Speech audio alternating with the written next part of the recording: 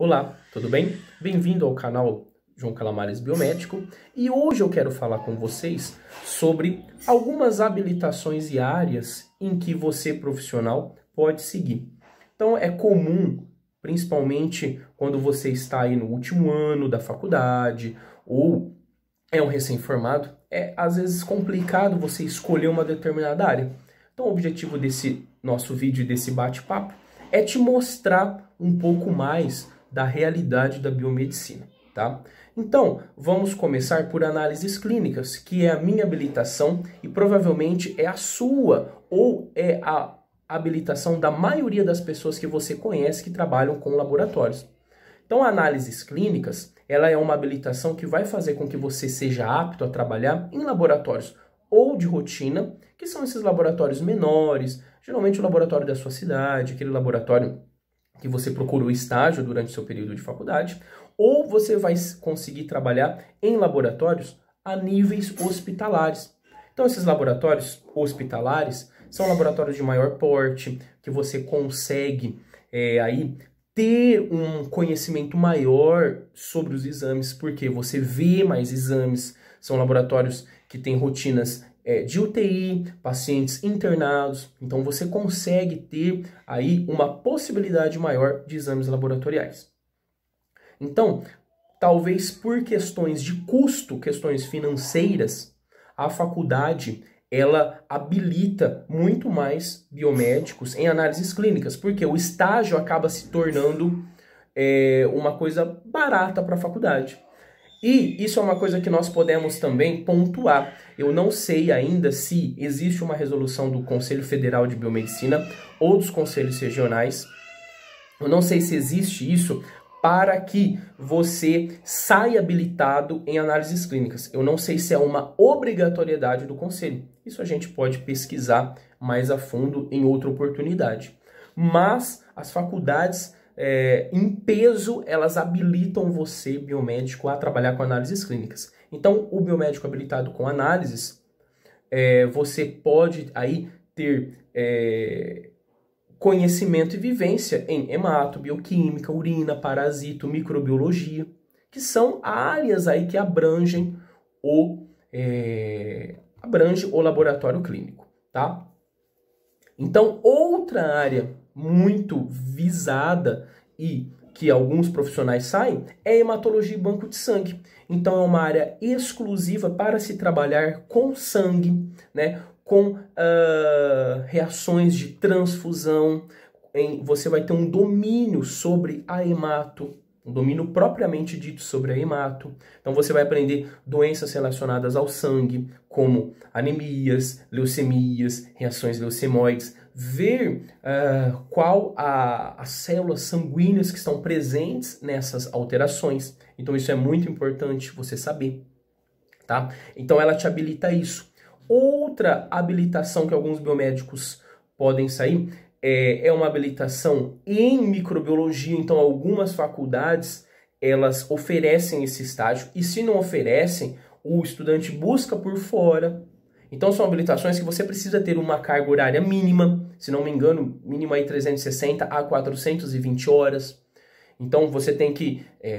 às vezes, o biomédico sai da faculdade habilitado em análises clínicas, ele precisa, eu gosto de microbiologia. Então, ele precisa fazer essa pós-graduação, essa especialização para poder atuar em banco de sangue, em hematologia, em microbiologia.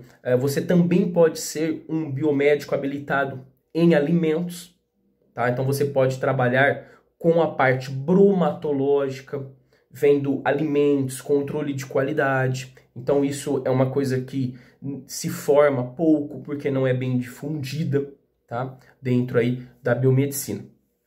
Outra habilitação que a gente pode ter é você sair habilitado em genética e biologia molecular, que é uma área extremamente escassa de profissionais. Olha que interessante.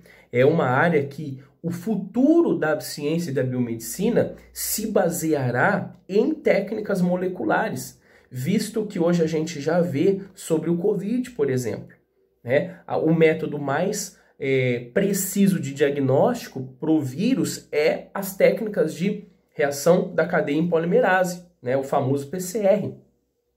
Então, precisa ter essa noção porque eu vou dar um exemplo, você trabalhar com exames hematológicos, por exemplo. Quando você quer saber se é uma leucemia aguda ou uma leucemia crônica, se é uma leucemia de linhagem mieloide ou linfóide, você pode aplicar técnicas de biologia molecular, tá? Se você quer saber até alterações em parasitologia, olha que interessante. Hoje, as técnicas de biologia molecular, elas começam a ser empregadas aí, também na parasitologia, também na microbiologia, para detectar bactérias ou outros micro-organismos causadores de doenças. Então, é uma área pouco explorada, pouco difundida, talvez pelas técnicas serem mais caras. Então, a faculdade não aguenta, às vezes, manter um estágio em biologia molecular. Mas se você tem a opção de fazer essa especialização e você gosta disso, faça, porque o futuro da ciência da biomedicina vai se basear por técnicas de biologia molecular. Tá? Eu dei o exemplo da parasitologia aqui, então a tendência é que no futuro você pare de fazer exames de fezes. Você tem exames de biologia molecular, claro, é uma técnica cara, vai demorar muito para ser difundido aqui no país, mas a tendência é que quanto mais se difunda, mais barato ela fique, tá? Então, você vai conseguir aí, às vezes, eliminar o exame de fezes tradicional e aplicar essas técnicas de biologia molecular dentro aí dos laboratórios. Então, análises clínicas, hematologia, banco de sangue, microbiologia, você ser especializado em biologia molecular, são as principais áreas aí que eu vejo na vivência que você consegue habilitações e são as principais áreas que eu vejo biomédicos atuando. Podemos citar também perícia criminal, porém na perícia criminal, para você se tornar um perito, você precisa passar em concursos públicos. Você até pode ter cursos ou especializações que vão te ajudar a entrar nesse mundo da perícia, mas para ser perito não há outra forma. Não é faculdade, não é curso de extensão, não é curso preparatório. Você tem que passar em um concurso público e entrar para a Polícia Civil. Aí você vai se tornar um perito. E no que eu vejo da minha vivência, não é uma coisa tão comum. Então você tem a parte de estudar muito, você tem a parte de prestar prova, enfim. Então tem todo um processo aí por dentro da perícia. Então, como a minha experiência é análises clínicas, então é o que eu consigo aqui passar para vocês. Dentro da análise, você tem uma possibilidade muito grande de trabalhar em vários laboratórios de pequeno, médio e alto porte. Quanto maior é o laboratório, mais exames você pode ver. Então, laboratório de alto porte, você vai ter divisões de setores. Então, aqui é hemato, aqui é bioquímica, aqui é urina, aqui é parasito, ali é micro, ali é só hormônio, ali só faz exame de coagulação, tá? É assim que geralmente acontece, tá bom, pessoal? Só quis trazer um pouco dessa experiência laboratorial e te orientar o que você pode encarar se você está terminando a sua faculdade ou se você acabou de ingressar e às vezes não sabe muito bem o que fazer, tá bom? Eu agradeço vocês e se liga aqui, se inscreve no canal, ativa aqui o sininho das notificações, me segue no Instagram também, lá todo dia eu tô no Instagram, tá bom? Trazendo conteúdo para vocês, beleza? Obrigado pela sua atenção, a gente se vê no próximo vídeo. Valeu!